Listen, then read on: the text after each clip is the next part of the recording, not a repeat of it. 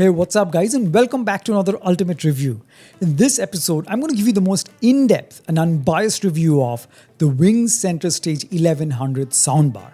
So you're going to get the sound test, you're going to get my verdict on how it sounded in my testing, and everything that there is to know about this soundbar, and finally whether you should get it or not, and is it worth its price tag of 3,000 rupees.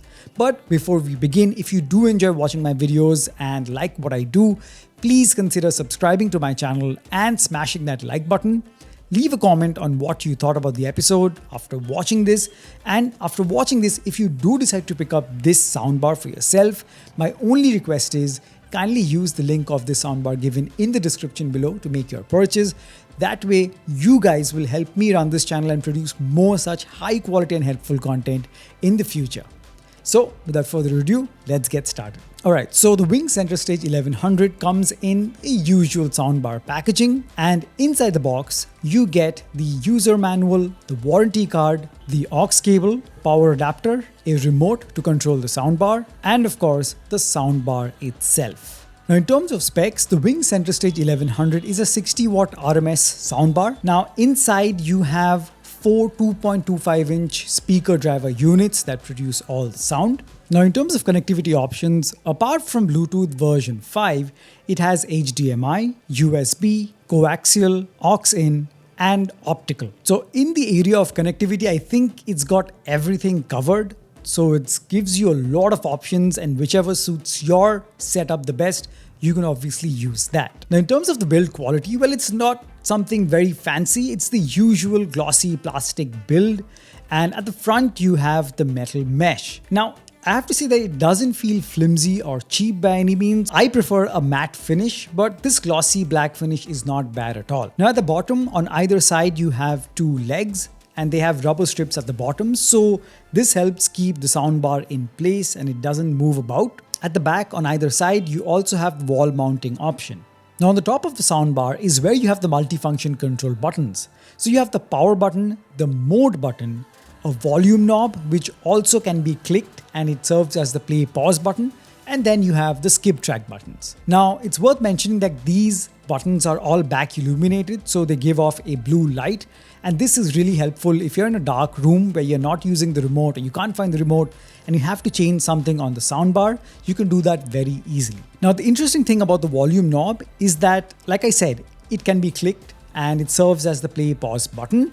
But apart from that, when you're changing or lowering the volume, it's not a smooth turning dial. It's got steps, so it kind of gives you a feedback, which is nice, but it turns 360 degrees, so it doesn't stop when it reaches max volume. So it turns all the way. But the good thing is when you reach max volume, there is a voice prompt that lets you know that you are at max volume.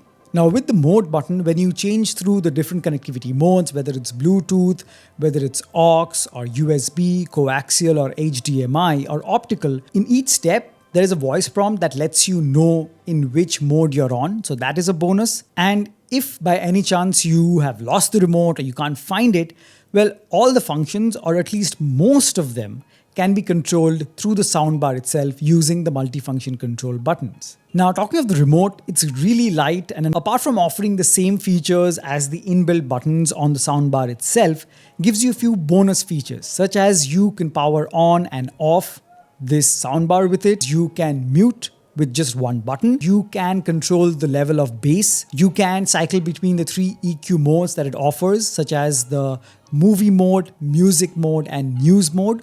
So these basically give you different types of sound signatures. So these are different equalizers which are preset, and I'll talk more about them when I give you my verdict of the sound.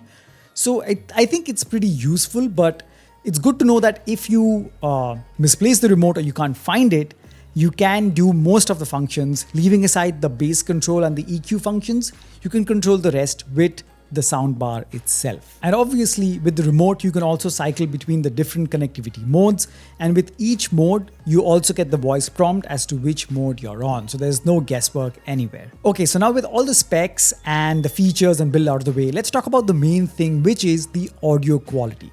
So guys, if you're an existing viewer, you obviously know I never just say good sound or bad sound. I judge any speaker based on how it produces the three main frequencies that make up any sound that you hear. the highs, the mids, and the lows. The highs where the really sharp sounding instruments are, the mids where the vocals lie, and the lows are the bass. Okay, now talking about the higher frequencies, I have to say that the highs are something you cannot miss on this soundbar. So the highs are very, very sharp, maybe a bit too sharp, and there is absolutely no lack of clarity. So they are very crisp, very sharp, and personally, I feel it could have been a bit more mild, a little more balanced. Now, this is me talking about when this is in the default mode. So when you just take it out of the box, turn it on and play music, that is the default EQ mode. And this is my feedback on that. So I found the highs to be really, really sharp. And I mean, if you enjoy that kind of clarity and sharpness in the higher frequencies, you'll definitely enjoy it. Now at max volume, in my testing, I found that there is a bit of distortion in the form of crackling, which you can get rid of by keeping the volume to around 60 to 70%. But at max volume, yes, there is crackling. Okay, now moving on to the mid frequencies or the vocals. Again, the same thing in the default EQ mode. The vocals or the mid frequencies are very, very crisp, very sharp, and offer a lot of clarity. But what I found was that I keep saying that vocals have a natural warmth, and that was missing to an extent. So it may have been a bit too sharp for my taste. So a bit more richness, a bit more body in the mid frequency and the vocals would have been nice. But if you prefer really sharp vocals with a lot of clarity, then again, you will not be disappointed. But for my taste, because I really nitpick, I would have wanted a bit more warmth and body in the vocals. Okay, so now let's talk about the low end or the bass. Now I have to say that in the default EQ mode, which is based on what I'm giving you this judgment, the bass response was underwhelming. I was disappointed because while it has a bit of the thump, it in general feels hollow and a bit muddy. It doesn't have the thickness or the richness or the depth that you would want from a soundbar. Now, obviously, it is far greater than the bass your TV is going to offer you. So in that sense, it's good. But from a soundbar, a 60-watt soundbar, you expect a bit more bass, a bit more thickness and depth. So it was underwhelming, even at max volume. Now, obviously, using the remote, you can increase the level of the bass. And while that makes a difference to an extent, but the bass doesn't get richer, it doesn't get deeper. It just gets a bit muddy. So you feel the thump increases, but it's not good. It's not deep.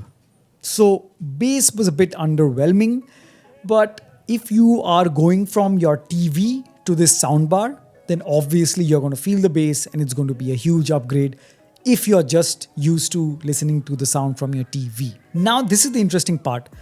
There are 3 EQ modes, like I said, which you can cycle through using the remote. So there is music, there is movie, and there is news. Now, music and news is where it gives you, or it gives most emphasis on the high and mid frequencies. So they sound really, really sharp, especially in news mode. They obviously are boosting the mid frequencies because when you're watching news, it's someone narrating the news. So the vocals have to be given the most preference. And that is exactly what happens. So the vocals and the higher frequencies, so the mid and high frequencies, take a huge boost and they sound really, really sharp. If you like that, you can use that. And with the music, it's the same sharpness, just reduced to a certain degree. So it's not as sharp as the news mode, but still very sharp.